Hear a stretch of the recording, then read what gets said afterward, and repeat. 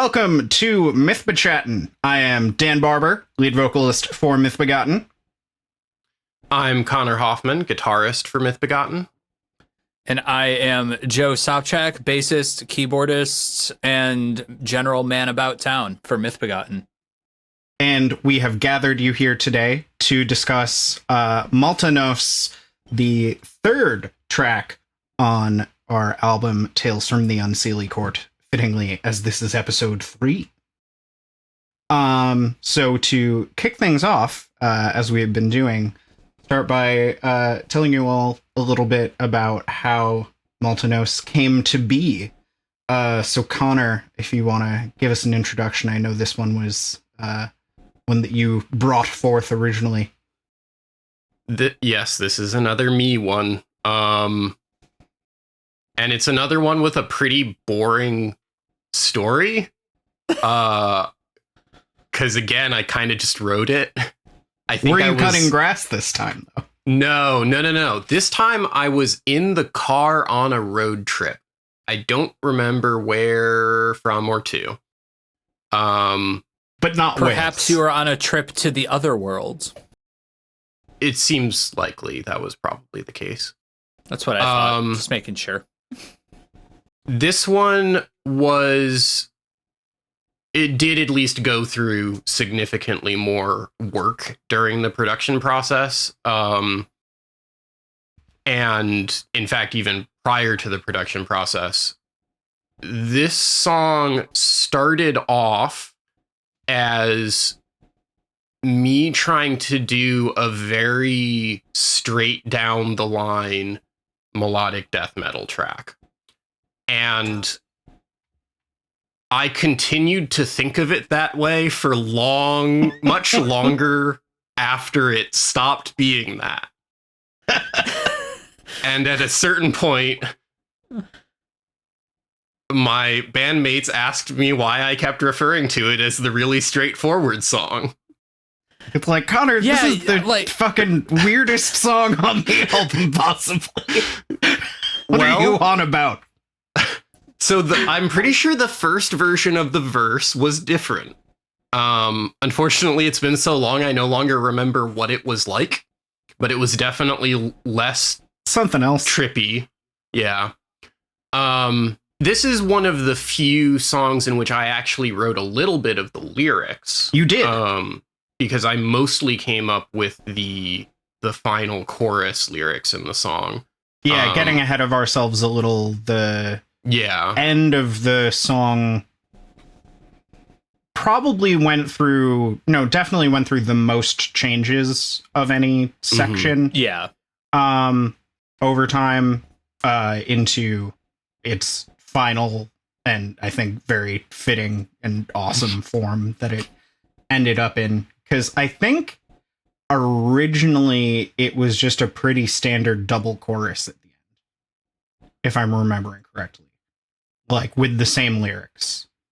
And then I think it went into, I think that's correct. And then I think it just did like one more statement of like the intro melody. And then it just ended like on a downbeat, and which sounded tight, but yeah, it sounded good. It was good, actually, but I think the way the ending for this worked out was, while we were doing the production, Joe and I both had different ideas for the ending, where as I had originally written it kind of did that, as Dan said, just the chorus again, but this time just slamming bigger chords instead of the sort of fast pedal picking riff, and then just one more loop through the tremolo melody and out. Joe came up with this much more kind of narratively driven section that I will kind of allow him to speak about more in detail. But for a bit, we were kind of struggling to decide between the two endings. And so ultimately, we did them both.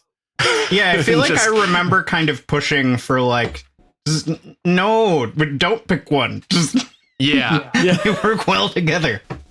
Well, because initially, I think, am I correct in remembering, Joe, you were proposing your idea coming directly out of the bridge after the wild hunt will soon begin.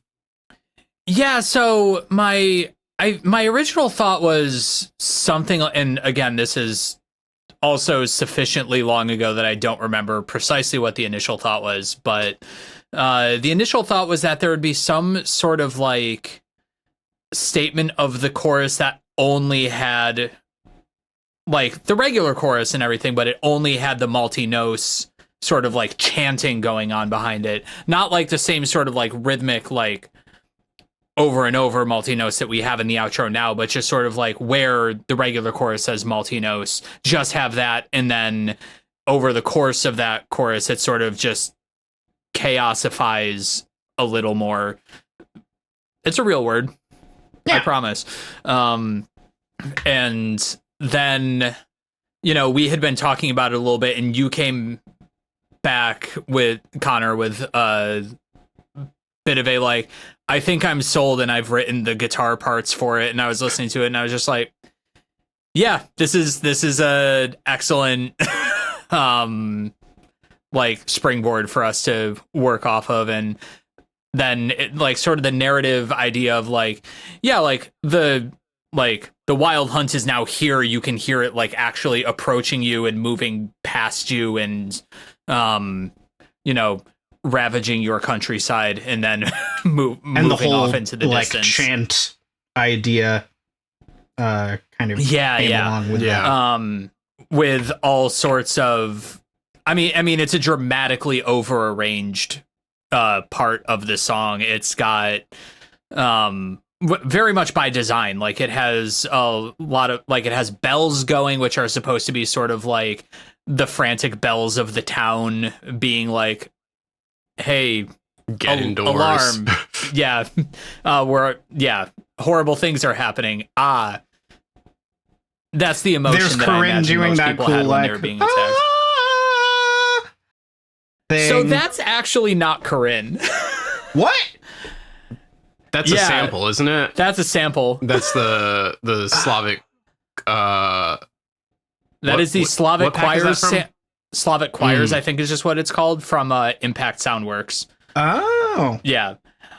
I'm sure that she could have done it, but I didn't have her do it. It was one of those things that, like, I was playing around with sample libraries, figuring out, like, what sort of things do we want to, like, have going on in here, and I came across that one, and, like, I just sort of threw it down while exploring the libraries, and this was after I'd already had Corinne and doing all of her recording, and I was like, I probably could have her do this, but this sounds fine, and I don't want to set up the microphone again. So fair. And I do love the spooky, like, violin stuff you do. Not just because it gave me an opportunity to feel smart about classical music by being like, ooh, this is reminiscent of some of the violins in Friendly for the Victims of Hiroshima. Yes. There's a lot of extended technique orchestral stuff going on, because that is often one of the better ways to orchestrally produce unsettling and creepy sounds. A lot of stuff like that out of the violins, out of the horns. I think there's like, there's French horn shakes. There's I think tuba rips. Like, it's just, I was going through the, like, extended effects patches and just being like, yeah, there's a spot for this in here. Let's go. And then sort of all of that happening and being increasing chaos behind the same, like, the band that's actually playing the guitar and bass and drums and everything. And there's still being a little bit of, like, harmonic cohesiveness behind it all, even though you have, like, piccolos doing whole tone runs and stuff like that. But, like, that section itself, I think, has, I think, about half of the orchestral stems in the track are just for the last, like, minute of it. Connor, did you have any particular I know you mentioned melodeath, but particular vibes or influences you were kind of going for with the guitar parts? The melody at the beginning is one of those parts that really just kind of felt like it wrote itself. It's just, it's such an obvious melodic part, and it's just harmonized.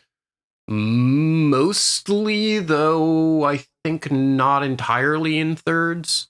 That was the first idea, I know. I think probably the second idea was the chorus, which was, as you mentioned, a very focused on that syncopated riff. It's kind of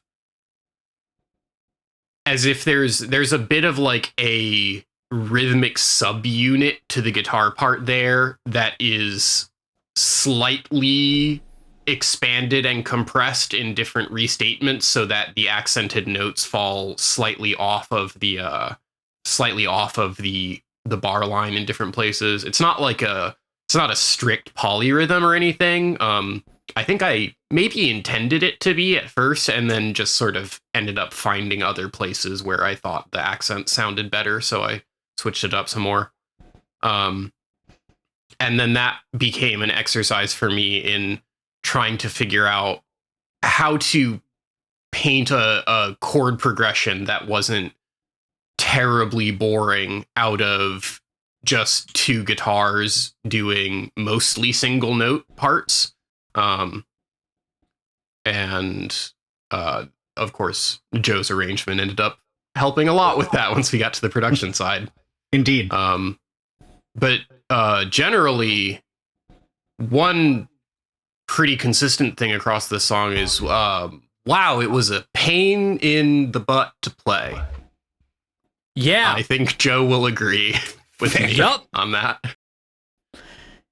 Yeah, very much a continuation of the sort of production workflow that we had for more or less the entire album. Involved Connor writing the bass parts, and, you know, I tweaked them here and there, but, you know, as I've said before, most of the bass parts on the album are Connor's creation. There was a lot of like specific spots where it was just like, okay, I'm practicing the same 3 beats over and over again for hours and days at a time, because a lot of the bass parts in this song are relatively straightforward. I mean, you know, the counting is a little wonky in the verses and everything, but you can get that under control in 5 minutes. But then there's just all these fills that are very noodly guitar fills, or chords that are like, there's the one chord in the verse that has me doing like 9th fret on the top 2 strings, and then I think it's 12th fret.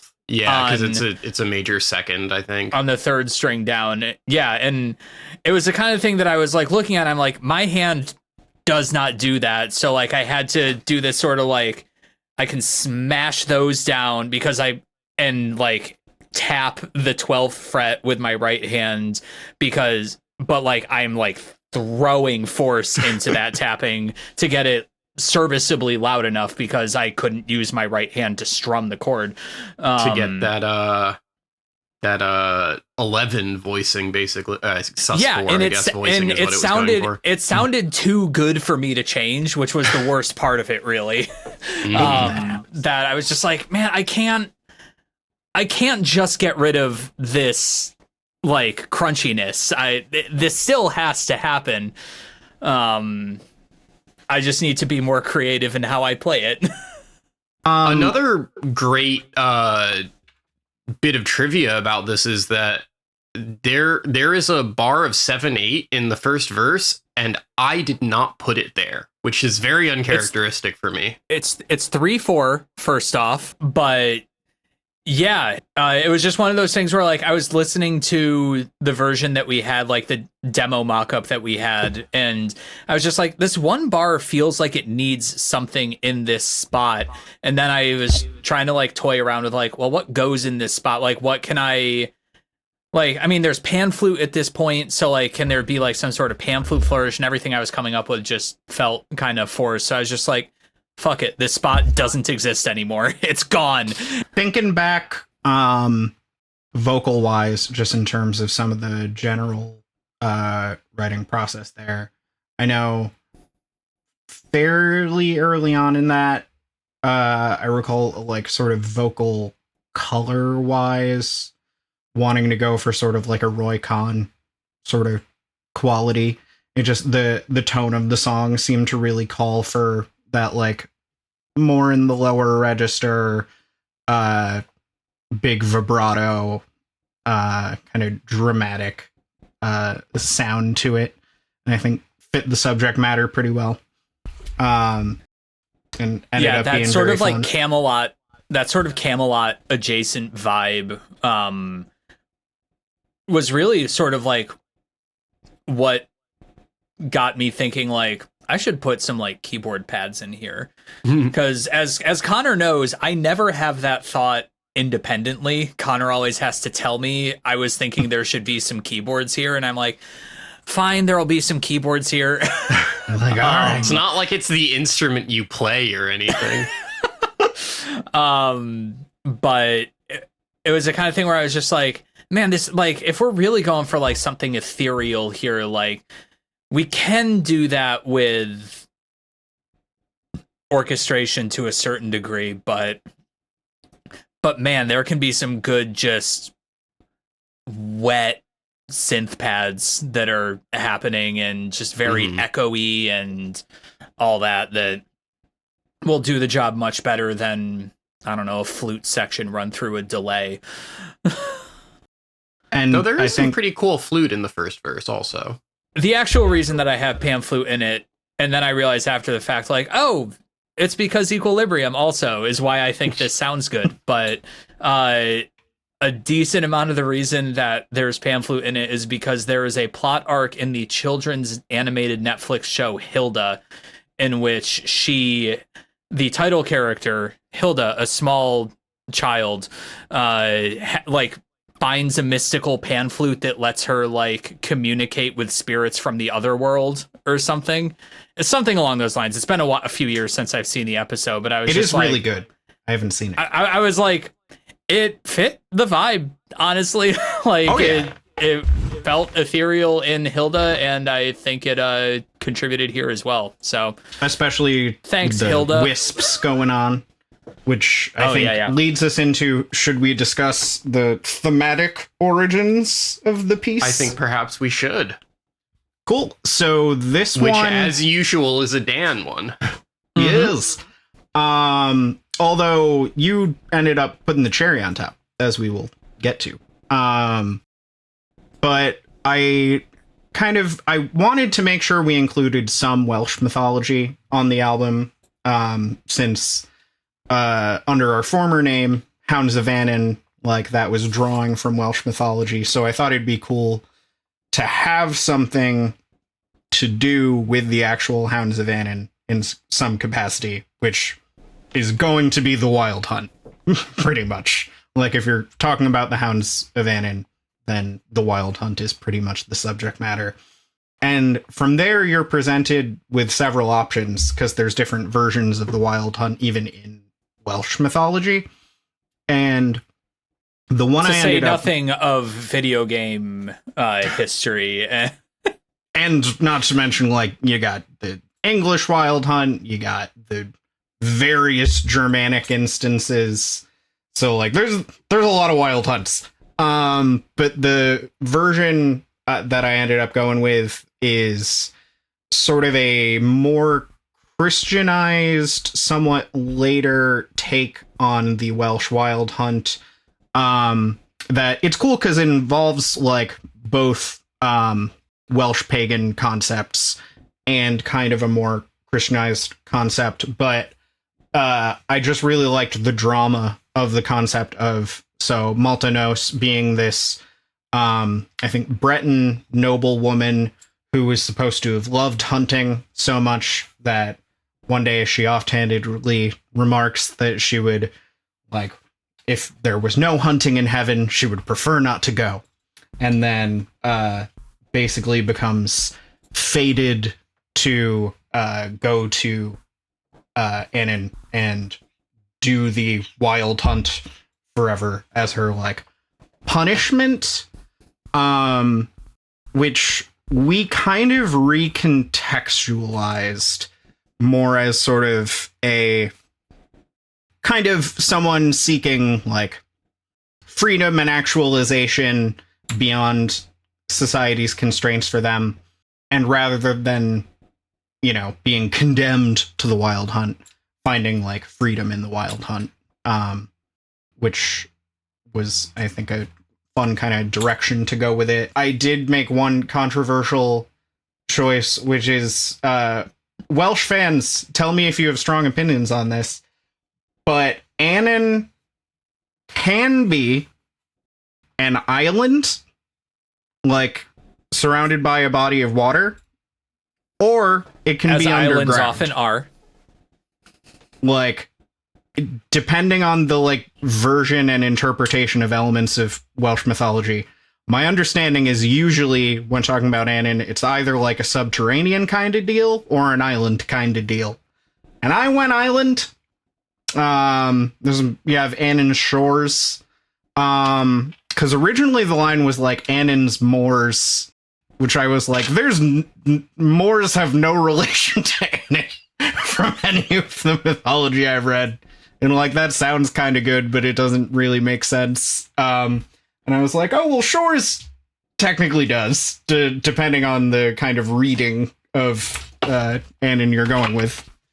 And so we got the lyrics up through the bridge, and then during that whole discussion of like, how are we going to end this, Connor ended up coming up with this alternate final chorus that's kind of like almost taking the sort of liberatory themes that kind of come up in the earlier lyrics and taking it from subtext to text, but in a really elegant way. And that's where we ended up making it also kind of like a duet with me and Corinne there. And also, Corinne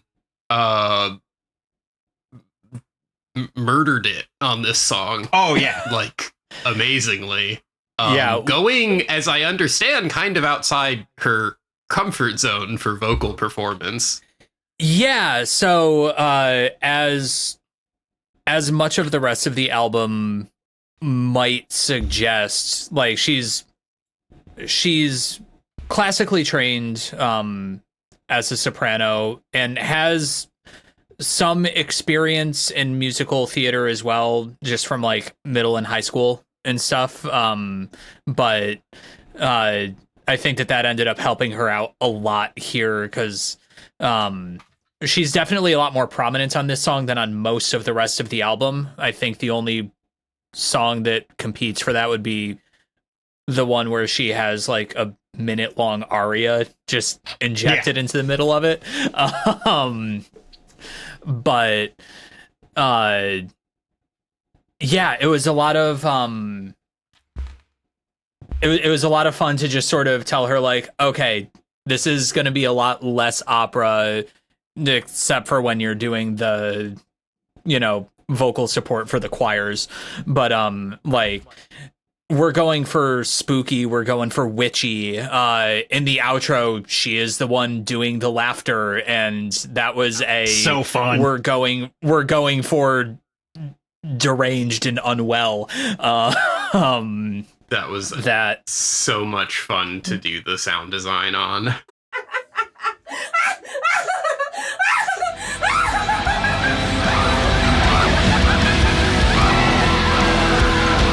And then for the choruses, there was a little bit of support from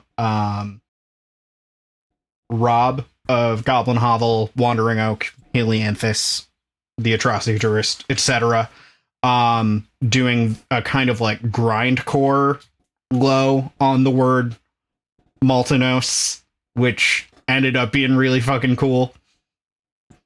I think it definitely adds something there to how just like savage that sounds. Mm-hmm. And then Rob and my buddy Justin from Haishen, local Rochester, amazing prog metal band. Check them out.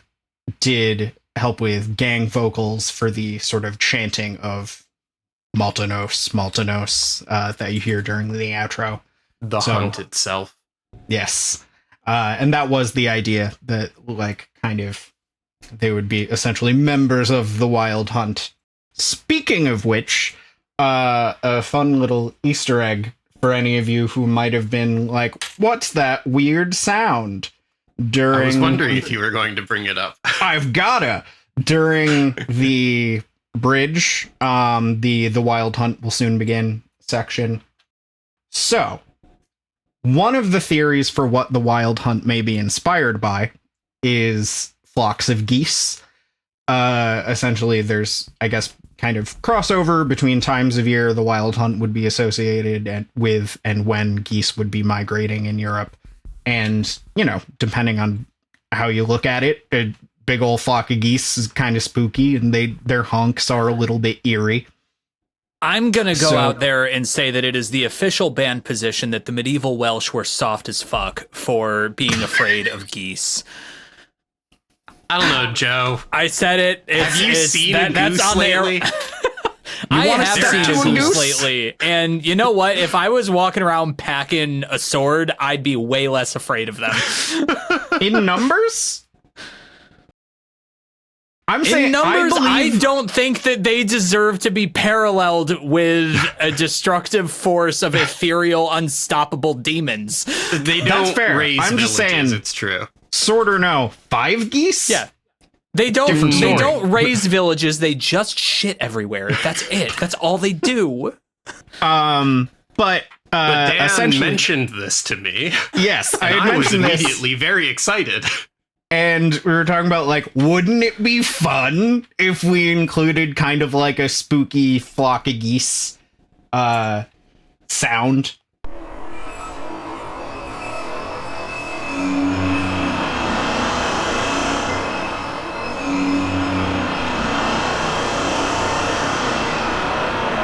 My mandate was just, can I make a recording of some geese flying sound like ghosts? And I think I got pretty close. I The think you final did really version well. ended up being, I think, 3 or 4 different copies of the sample layered up with different processing. One being a more dry one to just get a little bit more of the texture out.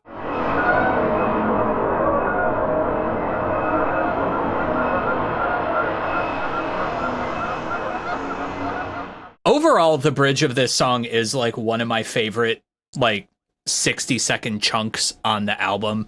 Just, I think it's very vibey. The sound design worked out great. The sort of whispery vocals on top of the, like, very,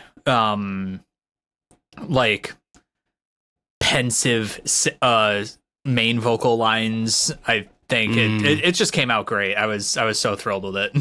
Yeah, me too. And then, yeah, that guitar part at the end is just so cool and like, yeah.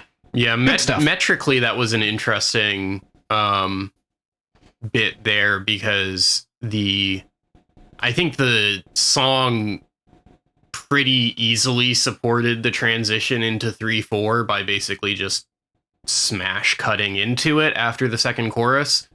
And then I was faced with the question of how to get back into 4/4 on the other side without a similar smash cut, because I wanted to have the normal pre-chorus guitar part playing in a way that didn't sound horribly disjunct from the rest of the bridge. And ultimately my approach to that was to mostly just have the drums continue playing in 3/4 while the rest of the band switched back into 4. Interesting. Which is one of those parts that is kind of disorienting whenever I try to pay attention to it, and the rest of the time just sounds very normal. Well, before we wrap things for tonight, buds, what has everyone been listening to as of late? I have been listening almost exclusively to the club mix for Niamos, also known as the track that Mon Mothma is crying at the club dancing to. Is this From in Andor? Okay. Yeah, it's absolutely from Andor. It's barely a spoiler. Yeah, The Hounds, Mon or the Mothma listens to a Mythbegotten song chat, and is sad. the amount of Star Wars discussion in the Mythbegotten chat would surprise you, given that we do not write any sci-fi material. It's because two members of the band have very poor taste in franchise media. Yeah. I recently have been trying to fill in a couple of blind spots in my death metal knowledge, checking out Scar Symmetry and Psychroptic a bit more. I have been poking around a little bit more in Poppy's back catalog. Fun. Since her more impressive recent turn to just doing straight up pop metal on her last album, which is pretty excellent. And I've been revisiting my Happy Place EP, which is UUP's Sick EP from a couple of years ago, which is a Vocaloid metal producer who, as far as I can tell, released this EP as like on like a USB stick that he gave out at a like con or something. Oh man. And so the only place you can find it is bootleg YouTube videos. And it's unfortunate because it is, I think, probably the most interesting thing he's ever made. Well, I'll have to check it out. It's good stuff. And also, just earlier today, I was listening to my friend Myerd's new album that he just released, Journal in Wordless Song, which is a very nice collection of the music that he made over the last previous year for the Weekly Beats Challenge. A lot of good kind of lo-fi hip-hop vibes there. Very cool. I, for one, have been listening to the new Ancient Bards a fair amount. Been really digging it. I think this is the... Shit, I meant to do that. Fuck. Listen to it. I think it's my favorite thing they put out since Soulless Child. Just has some real bangers on it. Yeah, really good. Listen to it. Other than that, saw Sleepy Time Gorilla Museum live the other day. So I've been listening to some more of them again. Really good avant-garde rock with some occasionally veering into metal, but not a metal band like per se. Been listening to the most recent album from the Viagra Boys a lot. Which I think might be even better than Cave World, their previous album. Just really good, kind of surreal, kind of borderline Dadaist, post-punk / just rock. Highly recommend. And yeah, I guess that's kind of the main stuff.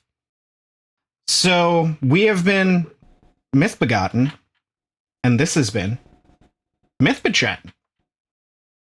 Join us next time for episode 4, where we will be covering the fourth track on the album, Beneath Exham Priory. Yeah, that was my guess too. That one. Yeah, that was not my guess. I was about to say The Fall. We know our music. God. kinda. I know our music. Damn. Well, thank you for joining us. Y'all gotta engage in an ego trip every once in a while. Good night.